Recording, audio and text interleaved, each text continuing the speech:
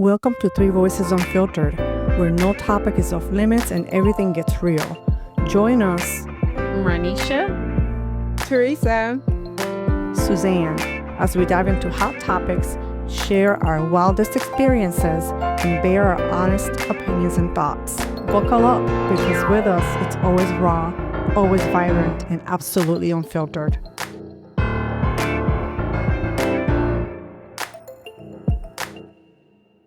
Hello, welcome to another episode of Three Voices Unfiltered. My name is Suzanne. I'm Ronisha. I'm Theresa. So this week we will be talking about forgiveness. The message today is to take care of yourself, your mental health, your physical and emotional health, and just forgive. Sometimes it may take for you to talk to the person, which is really hard. Sometimes I can't do that. I'll be honest. Sometimes I can't. Sometimes I can't go to the person and say, hey, you really hurt my feelings. Because part of me is because I want them to realize that they did and be genuine. That's, it's the truth. It's being transparent. If he acknowledges it or not, he still hurt you. So, and you got to keep it moving. Do you need it? And then sometimes it's relationships. Is this relationship important enough to me that although this person hurt my feelings, maintaining the health of the relationship is more important? Yeah, they hurt my feelings. Okay. That's true. Is the relationship worth it? Right? Yeah, but what about because what if it's someone that you can't like write off? They're a parent, like a brother, sister, parent, yes, a close friend. My parents, my mother, my sister. I had people close hurt my feelings. Mm-hmm. And I just was like, they're my family. I need to you love them more. It's like love is bigger. So you love them more than what they did. And you just kind of like, they're not perfect. It's okay. They hurt my feelings. They probably didn't even mean it. Or I'm maybe misinterpreting it, whatever the situation may be. Yeah, I had my mother say something that really hurt my feelings years ago. And I didn't speak to her for, I know, almost a year. And me and my mom are close. I know you are. I'm shocked. I know. It was bad. It was bad. But I forgave her. Whether she didn't ask me to forgive her. I just forgave her and moved on from it. Because I value the relationship with my mother. More. And I know she's a person just like I am. And we can say things to hurt each other. So... How about talking about your mother? It makes me think of children that were abused, that grew up in an abusive relationship with their parents, and they have to forgive. But that really can damage you. Like as an adult, it can really change your whole aspect of life. But at the end of the day, forgiving is going to be greater than not. It's going to be healing to you. But it's hard. It's hard to, there's people that have been sexually abused and by a parent or a grandparent or an uncle or whatever, and they have to forgive. That's why we lean on God. I mean, I think that's the only way. Your faith is going to be the only thing that gets you through anything like that. And that was going to be my question. I mean, that's the response to the question I'm still going to ask, but that's the response is about what if that person is deceased? Oh, and you can't ask them. Here, it's like that's tough. Okay. So, audience, I know that there's folks out there that's going to relate to that. They're no longer here in the flesh. So, how do you get? You get past. How do you navigate that? So, I have an example. Somebody was sharing with me that they had this person, and they just released it. They went outside, screamed at the air, like it had to be a breakthrough, like just let it out, cry, scream, punch a pillow. Like it sounds silly, but it really does bring release to you. You got to do that. Some people write letters. People do that. Letters. Some people put put a message in a bottle and just throw it out in the sea. Burn it write it out. Burn it in the fireplace. And just anything to help you release that. Get it out because you've been holding on to it so tight. You need to just let it go. And talking sometimes is not enough. That's why they have rage rooms that are so popular. Yeah. Have you ever seen those rage rooms where you beating things? Yes. but it does actually really break something in you that's healing. It's like working out. When we're working out, we're kind of breaking our muscles to then come back stronger. True. You know, don't look at my biceps right now. I've been working out, but anyway. Yeah, it's just anything to help you release. If they're dead and there's buried close to you, maybe go to their gravesite and just yell at them if you have to. And then at the end say, I forgive you. I forgive you for blah, blah, blah, whatever. Maybe ask God for peace. And definitely take it to God, because I know some situations, like the example I shared at the beginning of the episode, it was really God that helped me get through that, because that was such an emotional, traumatic situation that lasted for years. Wow. 4 years to be exact. And it took a lot for me to trust again. And that's part of it too. Like unforgiveness will make you not trust people. It'll ruin relationships that have nothing to do with what happened. Absolutely. Changes who you are and who you want to be. And it's mad not at good. the world. Don't be mad. Just let it go. The Lord wants that for us. You know what I mean? He wants us to be, at peace. Who wants to? Because when you're angry, you're tense, you get wrinkles in your face. Exactly. Because it's all torn up, you know what I mean? Every time you talk about it and think about it, you're just mad. You're just mad. It's not productive. It's not productive. To you, like yourself. And life is too short to just like stay stuck on that, because as we already mentioned, you can be missing on so many other. It's like you have this, like, they put the blinders on horses so they can look straight ahead, and you're so focused on that hurt and that pain that you're missing everything that's going on over here. You can't see it. You're missing out. And this is I did some quotes for this episode. This is a great one for what we're talking about right now, is that forgiveness does not change the past, but it does enlarge the future. And that was Paul Boise. Yeah, that's a good one, right? Yeah, that's a good one. A lot of my forgiveness has been tough. I had to forgive somebody who put their hands on me. Like, you're not supposed to be touching me. No, not without my permission. What? So that was tough. Like, don't put your hands on me. Try to physically abuse me. No. Like, where did they do that at?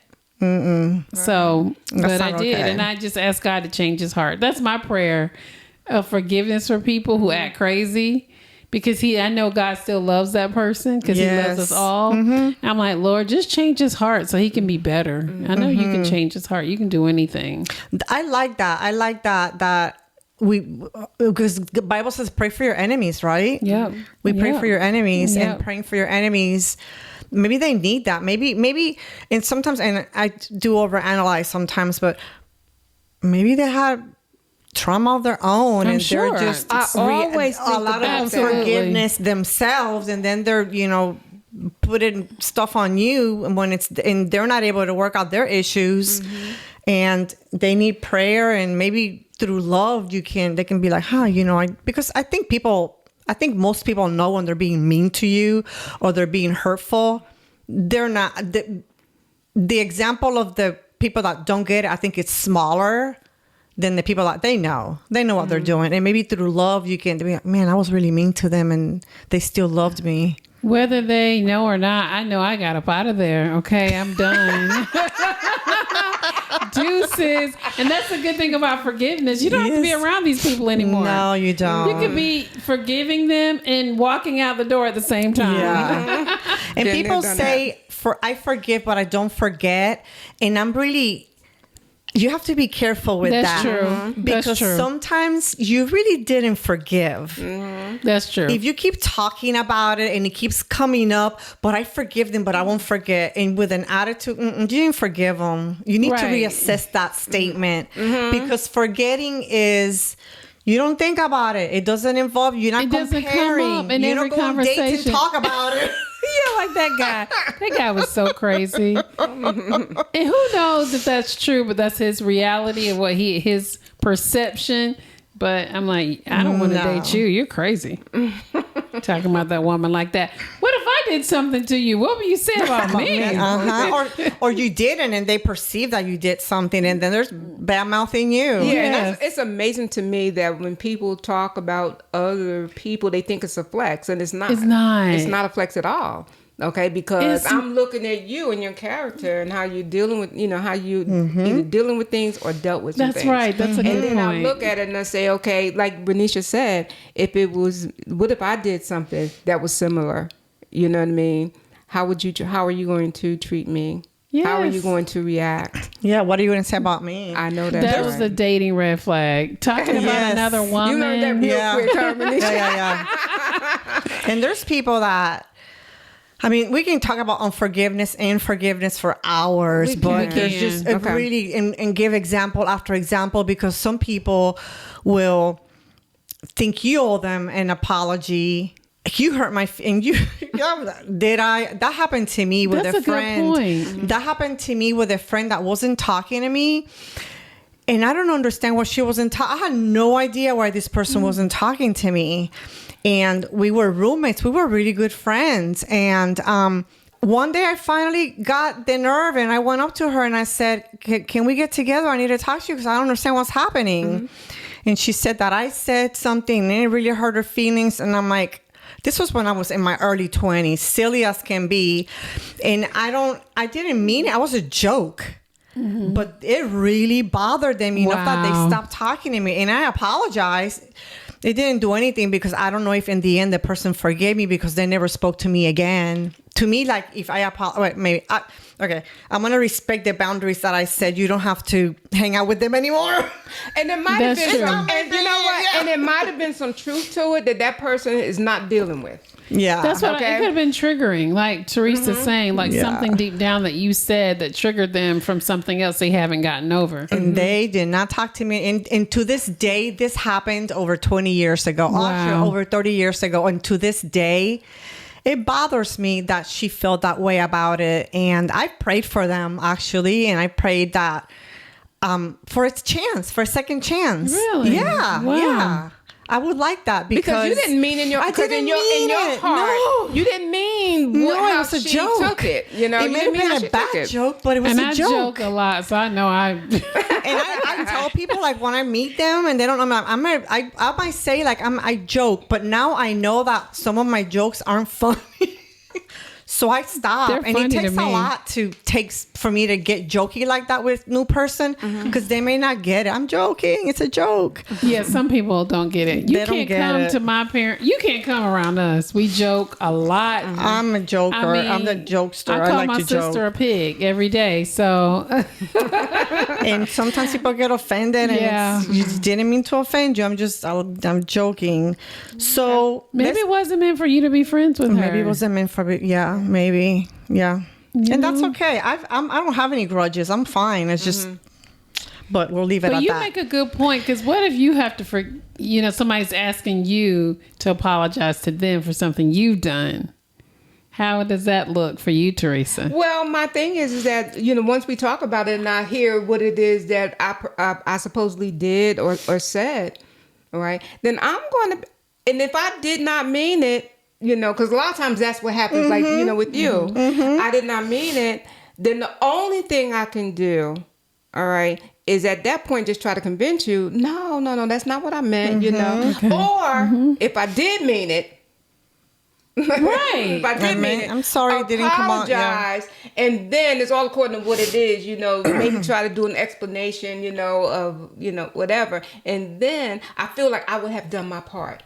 That's right. I feel like I would have done my part, especially if I didn't know, I did not know. Or I'm thinking I'm saying something to you that's going to help you. Yeah. I'm saying this to you because because this is about, helping you or giving you advice or whatever. Sometimes the case people, may be. it's when it comes to advice, some people look at you funny and you're just giving advice, but I know I wasn't being mean. I know. You made me think of your question about that first example I gave at the beginning of the episode again. I'm bringing it up again because that was really big. I did go to that person at least a couple of times and apologized. Just kind of trying to, maybe I did something that made her be so hateful towards me. Maybe I said something, and I went and I apologized a couple times. Well, that wasn't it because I didn't change. So, and then sometimes you just gotta so it's like you deuces, bye, piss that's what I'm saying. Sometimes you just gotta gotta go. You know. Yeah, sometimes you gotta just let it go and let it be what it is. So let's see, what are some of the things we can practice to forgive? We have a little list here. The first one is acknowledge the hurt. You're hurt. Somebody hurt you. Or you hurt somebody. Or you hurt somebody. Decide to let it go. Not for them, but for you. Because they're going to do whatever they're going to do. And you can't account for them. Set boundaries. Definitely set boundaries. I am a firm believer in that. Okay, because you cannot be in my space, okay, if it's toxic. I can't. God didn't make me like that. Y'all. I'm bad with boundaries. I am. I really can accept a lot. I'm very patient, so I'm bad with that. Yeah. I used to be better. I'm better with boundaries now. Like, I will not talk to you. The fourth one is really you. Yeah. Empathy. It's finding empathy. Find empathy. That's Ronisha. I know. Y'all, I have turned into Mother Theresa. When y'all have a brain tumor, it happens. I don't know. Girl, you ain't got no time. She's so great. The last one is keep choosing forgiveness over time. Because sometimes we forgive people and they'll come and do the same thing to you again and again. And again. That's happened to me. And you have to forgive again and again and again. And it's not fun. That's when you set boundaries and say, yeah, you're toxic, bye. Because they don't get it. Unless it's your child. Imagine your child. No, I can't. I remember, Theresa, you might remember the movie Jungle Fever where the Who was in there? one of the Wesley brothers. Snipes, right? No, that wasn't Jungle Fever. I'm thinking Fever. something else. Go ahead. Did you all notice how she asked Theresa? Because I know you haven't seen it. I haven't seen it. So it was Samuel L. Jackson. He was the crackhead brother. Right.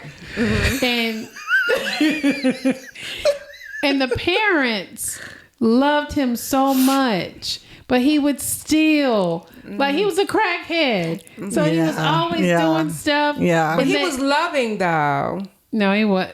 Was he loving? He was, he wasn't like, he wasn't mean. I should say like that. He wasn't a mean person. No, he was a funny crackhead. Yeah. A funny crackhead. Yeah. There's another episode where I reference a crackhead. Yes. Okay. Was it the same movie? No. Oh, Go ahead. it was the dating episode. If you all want to go back and watch it, it's a dating episode. I reference a crackhead. But I'm just saying how that family went through so much with this child who was on drugs, and he kept stealing, and he kept doing things. Eventually, they shot and killed him. But the father, the family did. The father killed him, shot him on purpose. Yes, on purpose, because he told him not to come back, and he came back. But that's not what we want to do. But I'm just saying it's tough when you have a when it keeps happening over and over and over. Family member, a child, like it. That's tough. That's hard. It is. That's hard. You gotta forgive over and over and over and over because you love that child so much, and you just and you're tired. You're tired. You get tired. But But tough. you still got to forgive, and that's maybe when you need to set boundaries without killing people. True. I was just going to say that. Change the locks, maybe, or something. Don't kill anybody. I need you to go watch Jungle Fever. You'll like it. I need to go watch Jungle Fever. All right. So let's reflect on what we've been talking about forgiving and forgetting, right? Two different things. One is necessary. The other one is recommended. I think you should kind of try to forget and put it in, just don't think about that stuff. It's not going to edify you or build you up. It's going to make you, because when we think about those, we get kind of like bogged down and, stressed and, yeah, you got to do it for you. You can't do it for yourself. Show. Yeah. You can't do it because you told other people, I forgave so and so and so, and in your heart of hearts, you really did not. That's right. All right. It's got to be genuine. It really does. Sometimes saying it actually, because in my example again, I started saying it and I didn't mean it. I forgive them. I forgive them, Lord. I forgive them. And eventually it happened because it wasn't, it was almost like I needed to convince my head to forgive, so then it could go to my brain, my heart. Yeah. Does that make sense? That makes a lot of sense. Yeah. Remember we had, that speaker talked about head knowledge, but heart acceptance. And being repetitive. I forgive them. I forgive them. And if they keep doing it, you need to maybe remove yourself from the situation. Because there are relationships that are not healthy and they just got to go. And sometimes, and it's not that you're going to write them off. It's boundaries. I don't need to be around them. They're not in a good place. It's not healthy for me to do that. And that's okay. Real good. I know. I'm gonna get there one day. I'm better. I'm real good at that because I just had to learn that. I need peace. You need peace. I need peace. Now I'm gonna do what I have to do, and I always say, there's gonna be situations where you have to engage. You have to be involved. I'm saving myself for that when I have to. But if I don't have to, because of past experiences, because I know that you're toxic and I know that what I know about you, I can remove myself real easily and I'm okay. That's good. But not to negate what I just said, because I meant what I said. What I'm want to end with is now I'm praying. I'm praying for you. I'm praying for me. I'm praying for the situation, which before I didn't do that. I'm just cut you off, okay, whatever, and I'm keeping it moving. But now I'm praying, and that's what I have learned. So and that's my grace, Theresa. It's grace, like Ronisha said at the beginning of or earlier in the episode, is that God forgave us. And I've done some stuff that I don't want any of you all to know. We've done stuff. We're not perfect people. We're not perfect. We make mistakes. We hurt people. We've shared examples that we've hurt people. I can't think of anybody, but it's grace. Like, I'll give you this. This is a very personal example. So I didn't grow up with my dad, and there was a lot of animosity, mostly because of what I was told, not because of what I experienced. I don't remember any of it, but I didn't talk to my dad. My brother started talking to my dad, and I didn't care for my dad. My dad then, as an adult, did a couple of things that were very, very painful. But my brother started talking to our dad, and he forgave him. And it was like a genuine forgiveness. And I was looking, I'm like, gosh, well, if he forgave him, I can forgive him. And I did. And I built a relationship with my father for 10 years before he passed away.